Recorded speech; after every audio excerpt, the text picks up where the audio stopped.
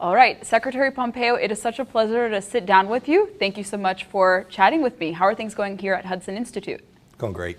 Good to be with you. I'm looking forward to the conversation. It's been a special place to be able to work and be with some really smart people and writing some things that are important about what's going on in the world today and making sure that we continue to secure America's freedom. Right, and you just returned from a trip to Israel. How was that? It's a great trip. I'd gone there for the special occasion that was my friend, the director of Mossad, now former director of Mossad, Yossi Cohen's retirement party. But we also had a bunch of friends there that we hadn't seen in a long time, and so we got a chance to spend the weekend there and then attend the retirement ceremony and speak and thank the Prime Minister and Director Cohen for the great work they did to secure America. We were great partners and friends. We built out this deep, important relationship between the United States and Israel. And I promise you that the Iranians are well aware of the good work that we all did. Indeed, but unfortunately, it seems like all the good that was done under the Trump administration seems to be unraveling. Your successor seems to be kind of all over the place with policy. They're not really exhibiting peace through strength. What has been your impression of Secretary Blinken's performance so far, you would say? Well, it's still early. And in the end, presidents drive the policy decision. So it's President Biden that ultimately be responsible for the policy decisions that the administration makes. They've had some good rhetoric on China, but I haven't seen any follow through yet. And in the Middle East, it's the same cast of characters from the previous 8 years. They're headed back down the same path with respect to Iran that will guarantee them a pathway to a nuclear weapon. I hope that they'll live up to what they said about the Abraham Accords and continue to build out on it. But when you underwrite the Palestinians by providing assistance to them, knowing full well that it'll end up in the hands of terrorists, when you sit in Vienna with the Iranians while the Iranians are funding Hamas, firing rockets from Gaza into Tel Aviv and to Jerusalem, that demonstrates to countries all across the world that the United States has radically changed its model of deterrence. And I promise you that the Ayatollah is watching that closely as well. And a country that actually is really aligned with Iran is Russia. And during the campaign, we heard now President Biden talk about how he's going to be tough on Russia, he's going to stand up to Vladimir Putin. And one of the first things he does is waive Nord Stream 2 sanctions, which was a priority under your tenure when you were Secretary of State. And it seems just to be mostly all bark, no bite. With respect to Russia, with the Belarusian incident that happened in going towards the Lithuanian airspace with the Belarusian dissident. Could you explain and maybe refresh for my viewers and listeners, what was the Trump doctrine with respect to Russia? Because we heard that your boss was an asset of Vladimir Putin, and anyone who has been consistently critical of the Kremlin may actually see that the actions didn't point to that direction. So remind everyone what exactly you guys did. Yeah, it's one of the craziest things. I mean, we literally had a hoax foisted upon the American people. I don't think anybody buys the Steele dossier story anymore. We've watched the left-wing media from the Times to the Washington Post have to walk away from a great deal of their reporting. They do it sub rosa. They don't do it by being honest about the failure of their journalistic processes. But all that while, right, you had Congressman Adam Schiff and Democrat leaders talking about Russia, Russia, Russia, and look at the policies. Look at the work that we did and compare it just to the first now 130 days or so of the Biden administration. We put defensive weapon systems in the hands of the Ukrainians. We built out an arsenal of American democracy that can't make Vladimir Putin happy when we raise defense budgets. The list of actions that we took, sanctions on senior leaders, you talked about the pipeline. The Russians want to build a pipeline so the Germans will be dependent upon them in times of trouble. We prevented that from being concluded. This administration stopped only one pipeline, one in the United States, not Nord Stream 2. I mean, that is just crazy. Don't forget, too, the very first action that this administration took with respect to Russia was to rejoin a treaty, the New START treaty, which we had made the decision we wanted to talk to the Russians some more. They re-entered that treaty, much to Vladimir Putin's joy, in exchange for nothing. They demanded literally nothing. They just walked back in and said, yep, we're going to extend it for 5 years. We had laid the groundwork. We'd had discussions with the Russians. We'd had discussions with the Chinese, trying to convince them that we were happy to enter into nuclear arrangements where we had shared interests, but that it was going to have to make sense for the United States, and yet they walked in and handed Vladimir Putin a gift almost on the first day of the administration. You've gone through the list. I would tell you that it is not a close call. who was tougher with respect to taking on the interests of Russia most seriously, who was prepared to work with Russia when it made sense, but all the nonsense, all the noise that our administration suffered for a couple years from so many people who were foisting a story on the world about American weakness in the face of Vladimir Putin, I think they can now see the contrast pretty sharply, and I think it redounds to the benefit of President Trump and the work that we did. Do you worry that our allies in Eastern Europe are going to feel betrayed? And what are your thoughts also on Biden's forthcoming summit with Vladimir Putin? He says he's going to talk about Putin trying to pursue human rights. I think that's going to fall on deaf ears. What are your thoughts on that? Talk is cheap. Handshakes don't replace interests. In the end, what matters is the outcomes that one gets. I remember when we met with Chairman Kim, people said, "Oh, the president should meet with him." We met and had these conversations because we were trying to deliver good outcomes. We ought not be rewarded for the conversation, but for what we're able to deliver. And I'd say the same thing about President Biden in his meeting with Vladimir Putin. If he can get a good outcome for the United States of America, if they can find places where there are overlapping interests, where we can figure out how to work together on a particular problem set, how we can separate the Russians from the Chinese Communist Party, I think those would all be good. But it's going to need resolve. It's going to need force and determination from a president who, to date, hasn't shown the capacity to deliver that on behalf of the American people.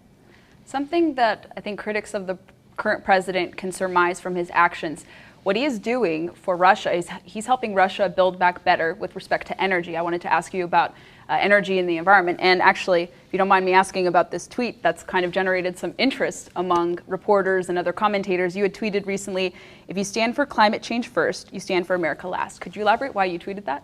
Yeah, so here's the deal. Former Secretary Kerry is driving the central thesis of this administration's foreign policy. Ours was America first. We were unambiguous. When I met with my counterparts around the world, it was pretty clear. Mike Pompeo showed up to make sure Americans were more prosperous and more secure and safer. When this administration has these conversations, if the other side will offer them a little bit of a carbon reduction, or worse yet, a promise of some future carbon reduction, kind of like a Wimpy's Burger tomorrow, these folks are willing to trade things that matter, the security interests that matter to the American people. So my comments were, we all want clean air, we all want safe drinking water, but to hand over the American economy, to bust the American worker, to get the Green New Deal done on the back of the American worker, does indeed put America behind the interests of other countries. And Secretary Kerry, inside this administration, inside whether it's our discussions with the Chinese or the Russians or the Europeans, the totem, the Green New Deal totem ranks first among many, and I think will really put America at risk in so many places when we prioritize this deal where only America will live up to its promises. It's not good. It's not good for American security. Right, because China is a far greater polluter than us, and they're not going to be doing anything until some arbitrary deadline, 2030. Not a chance that the Chinese Communist Party is going to sacrifice their economy on the altar of a religious act of Green New Deal promises 20, 40, 60 years from now. I can prove that. They've made these promises before and they have broken them, and there's no reason to believe that Xi Jinping would ever sacrifice economic growth or military power in order to satisfy some political constituency. It's just not in the cards. Under President Trump, this country for the first time ever became energy independent. It's because we had a system in place, I believe, that advocated for true conservation, where you could have stewardship, but also some preservation. You could have people working without obviously tanking the economy. And we see with different efforts, obviously revoking the Keystone Pipeline, and most recently with ANWR being stalled. That's certainly going to have an impact on energy, and energy, I think, in your mind, is a national security issue. So what are your impressions of President Biden's push to move away from kind of this balanced use approach with energy security to capitulating essentially to our foreign adversaries? Essentially, they get to be energy independent, they get to make all this money, and then we get to suffer simultaneously, and not really at the interest of the environment either. We're losing in both of these cases. So I'm from Kansas, an energy producing state. We knew that we needed to keep the land clean. We knew we needed to protect these resources. There was nothing like our farmers and ranchers and our energy producers to know that the environment mattered to them and to their families and their grandkids. But we've got to produce. Gabriella, I must say, I met with dozens and dozens of foreign leaders over months and months. There were very few meetings where energy wasn't top of mind for my foreign counterpart, whether it was the president or the prime minister or my counterpart, the foreign minister. They all knew they had to turn the lights on. They all knew that they needed to provide energy for transportation. They knew that if they were going to feed their people, they needed manufacturing that was energy intensive. And they wanted to do it in a clean way. They wanted American natural gas. They wanted American resources that came from the cleanest producers in the world. And now the president is choosing to shut that all down. It'll be incredibly destructive to the American economy. It will raise energy costs. You can already begin to see it at the gasoline pumps. You'll start to see it in electrical bills as well as natural gas becomes more expensive, harder to get at. That may take a little bit of time, but these effects are real and they occur over time.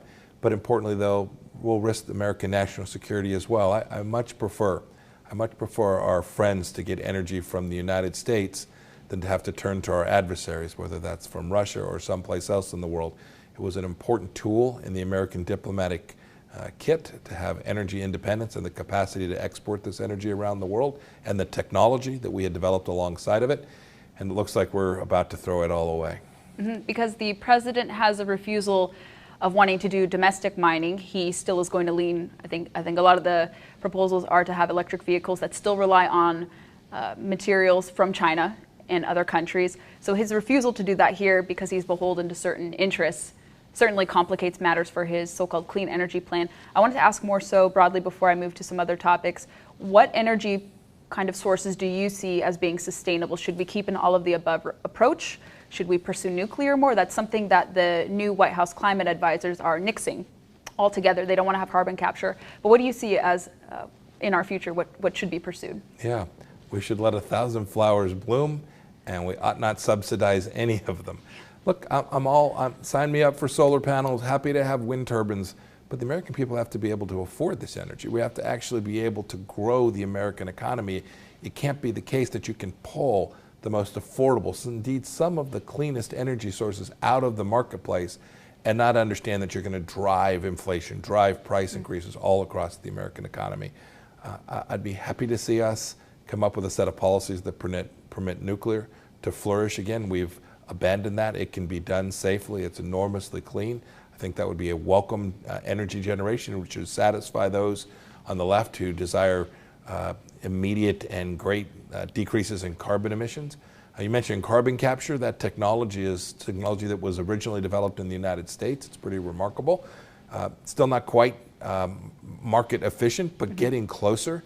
We ought to allow technologists and innovators, just like we did with fracking, to lead the way and drive down energy costs, drive up energy efficiency, and we'll get the environment that we want, and we'll get that environment with an economy that will allow America to continue to be the most innovative, creative, growing economy in the world. You're very passionate about the Second Amendment. I saw that you did a video recently talking about it. You've been consistently in support of it since your time in Congress as well. What policies specifically from the Biden administration concern you, and what are your thoughts on the ATF director nominee, David Shipman? Yeah, the most concerning policy was the choice of Mr. Shipman. His track record on the set of issues, the things that he has said, suggest that he doesn't believe that the Second Amendment actually holds true across a broad range. We saw him talk about assault rifles in a way that can only be described as ignorant. I don't mean that meanly, just an absence of knowledge. Mm-hmm. Someone ought to teach him. He's got a very important job now, what it really means, what the Second Amendment really means. Look, this is something that's been, I've worked on since even before I was a member of Congress. My wife and I both had concealed carry permits back in the day in Kansas. We love to go out with our son. It's something our family did down at the farm in Winfield, Kansas. He's a better shooter than I am, but I'm gonna catch him. The old eyes are catching up with me a little bit. Look, our founders understood that this mattered. The capacity for Americans to keep and bear arms was something that they thought was so central that they put it in that very Second Amendment. It seems like Biden's agenda is going kind of in conflict with just the surge of new gun owners in this country. Yeah. I think today's statistics, as of our recording, I think there have been 8.5 million guns sold this year. I think 1.3 million upwards of whatever. But more people are buying guns. So it seems like his agenda runs counter to kind of where the public opinion is going, where Americans are looking to. How can he reconcile pushing this agenda and ignoring the will of his constituents? Yeah, I don't think it's very politically popular. But even that aside, it runs against the grain of what our founders understood America was all about. And so even were it the case that it was popular, it's not permissible. And I hope our courts will find some of the things that I suspect they will attempt to do. We've seen this before with assault rifles and various efforts to regulate guns, or even in the worst, most egregious cases, try to confiscate guns, make it prohibitive for people to keep them.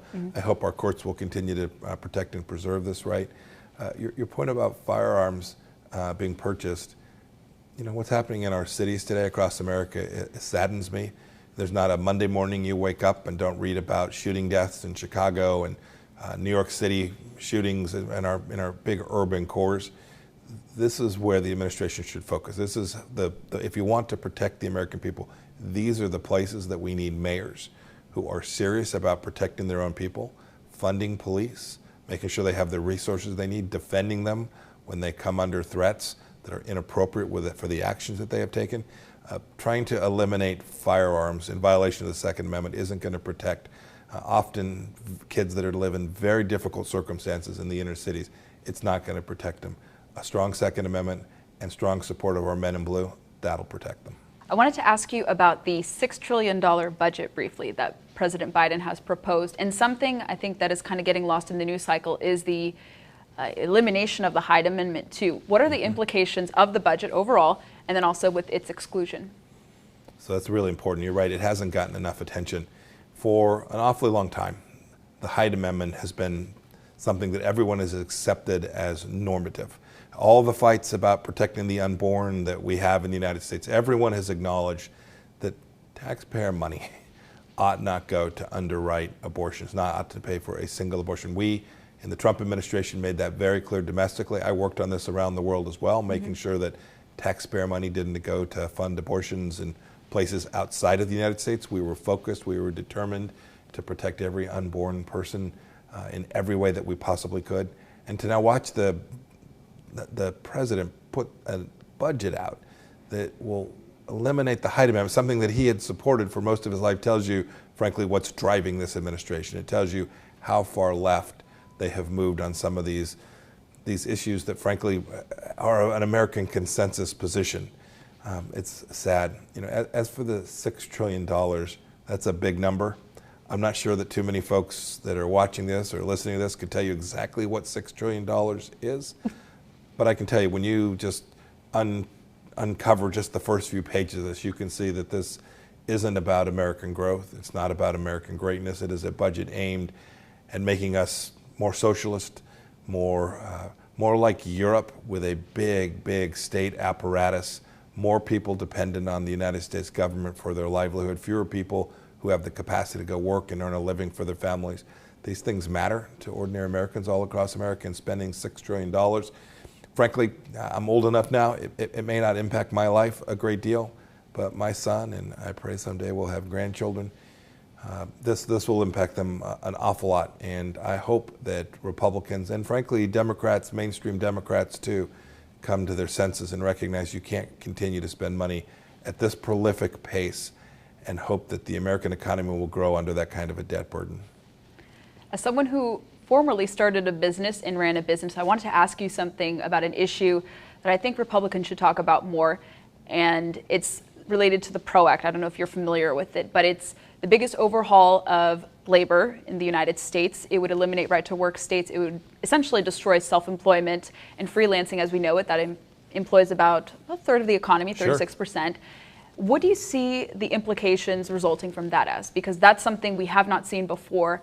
And this is an issue that supersedes politics. You see Democrats, not so much those in national office opposing this, but you see Democrats on the ground who are wholly opposed to this. They feel that they're not being heard from their party. What are some implications from that, if you have studied a little bit of it, and why should we oppose that? Yeah, I know the top line pieces of this. I was from Kansas, a place where right to work was an essential part of what we did. There were places we had unions, so be it.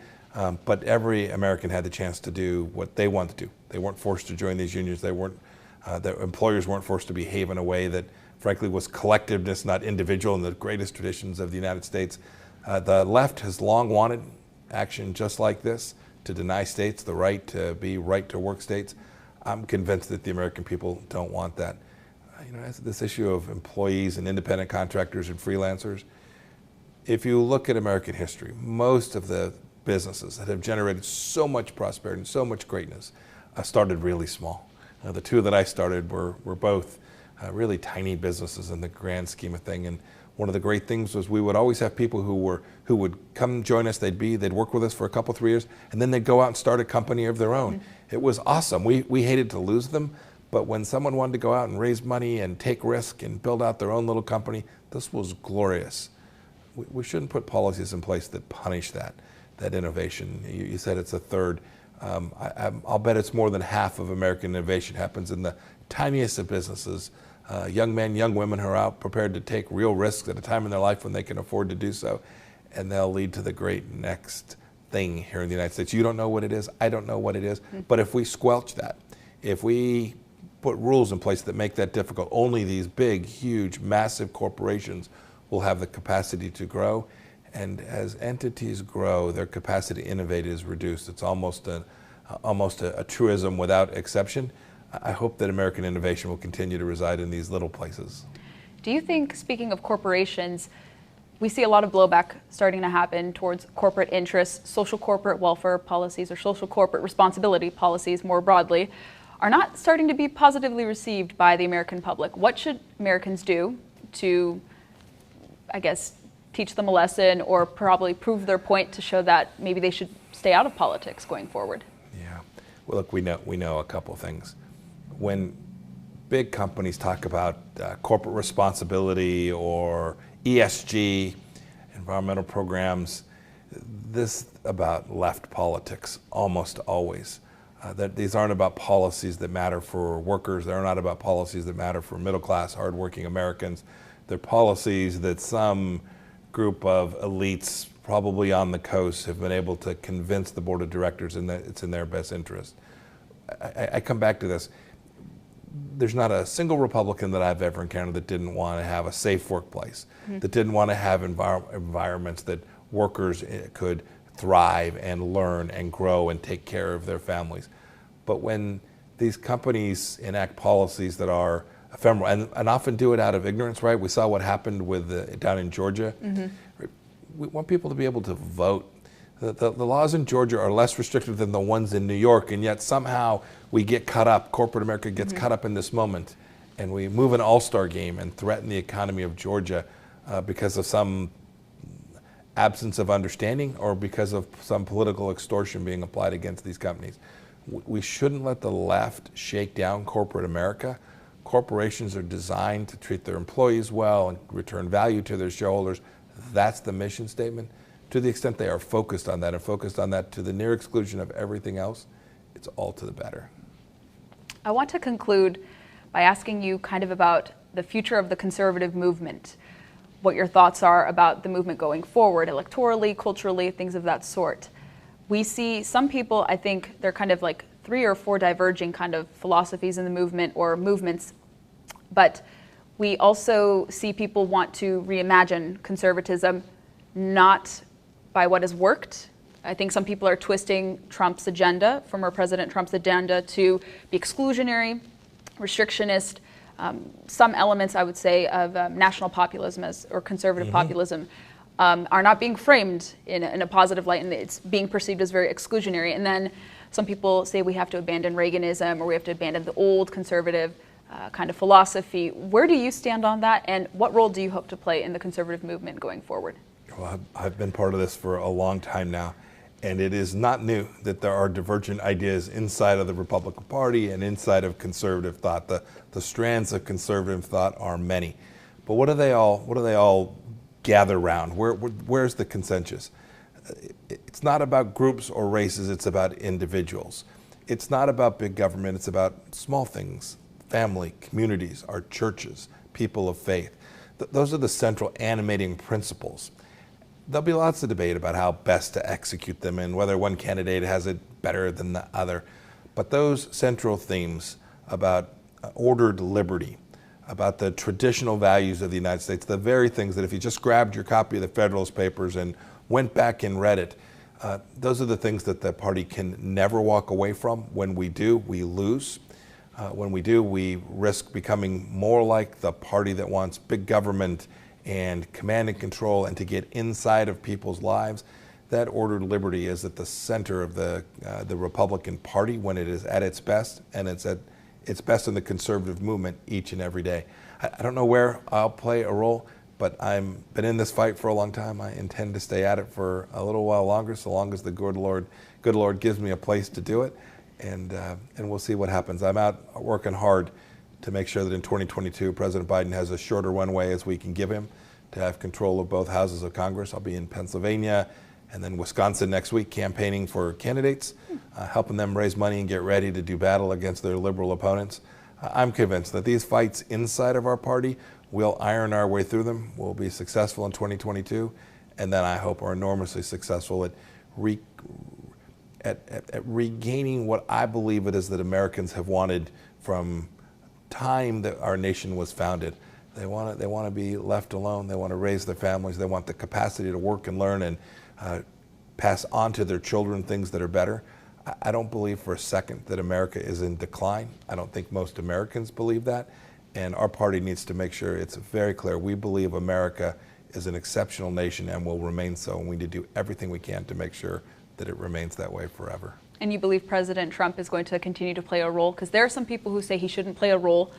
Some other potential people maybe trying to re-emerge into the scene. What role do you think President Trump is going to have? Oh, I think he'll play whatever role President Trump chooses. He gets to decide. It's what's great about America.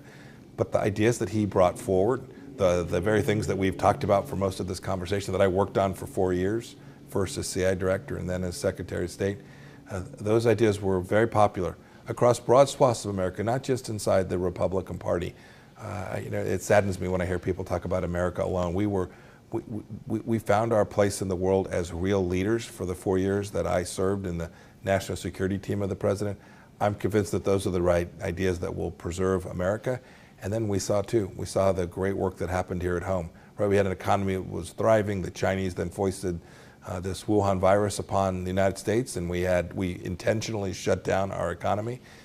The policies that we had for these 4 years were good. We never got it perfect. No one ever does and perfectly right every day, but they were really good. And when I say good, they were good for the American people, for ordinary Americans who wanted that next opportunity in life. They were really good policies, and I'm convinced this is where our party will flourish. Where can people connect with you and follow your musings, Secretary Pompeo? So my best place to go today is on my Twitter account, at Mike Pompeo. I'm pretty active there, and I let people know what I think. Awesome. Thank you so much. Gabriella, thanks for being with me.